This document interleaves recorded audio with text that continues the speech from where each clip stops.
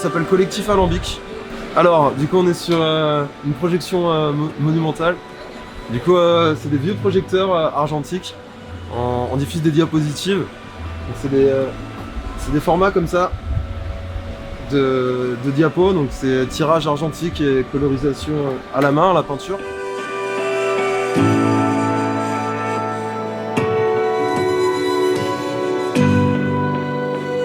C'est un procédé de production très simple en fait, avec juste une très grosse lampe qui arrive dans le couloir ici, qui passe à travers la diapositive, ensuite qui est agrandie par l'objectif pour pouvoir projeter directement sur la surface comme ça.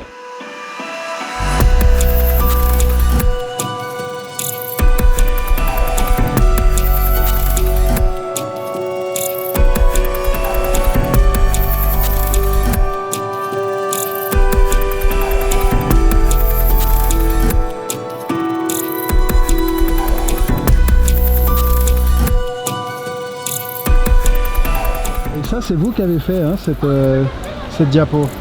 Tout à fait, ouais. Donc on est plusieurs dans le collectif en fait sur la création des diapos. Donc parfois on part d'un tirage argentique et ensuite on vient les peindre au pinceau du coup, à la peinture. Donc là pour le coup là c'est que de la peinture.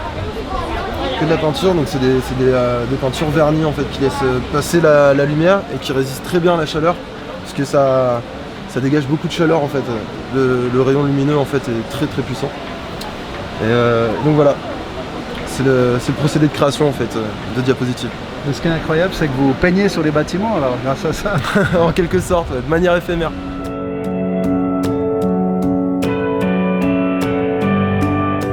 D'avoir tout ça illuminé, Alors c'est ça, un peu compliqué. on calcule, Ouais. on calcule avant en fait, ça va dépendre de l'optique. Et c'est comme en fait les optiques d'appareils photo, ça va dépendre de l'ouverture de la focale. Et donc du coup en fait ça on calcule en fonction de la hauteur et la largeur qu'on doit couvrir et la distance que l'on a parce que chaque lieu est différent donc faut s'adapter. Donc en fonction de ces deux facteurs on va choisir en fait l'optique qui est adéquate quoi.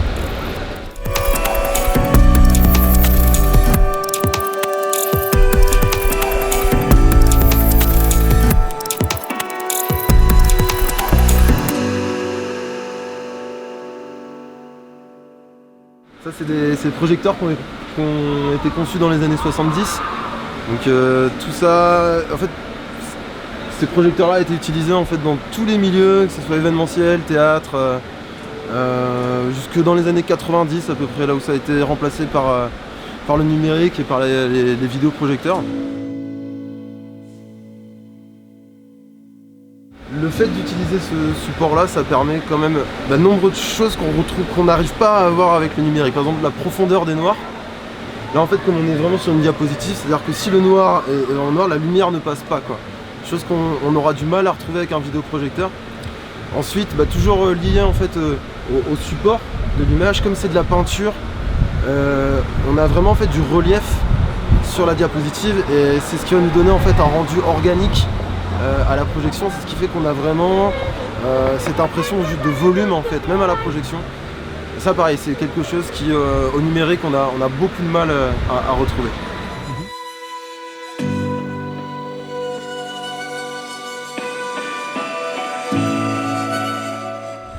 En fait, on est basé à Palaiseau, dans la banlieue sud de Paris. On doit être l'une des dernières compagnies à encore utiliser ce procédé-là et encore ces machines-là. Et à utiliser ce procédé aussi de création.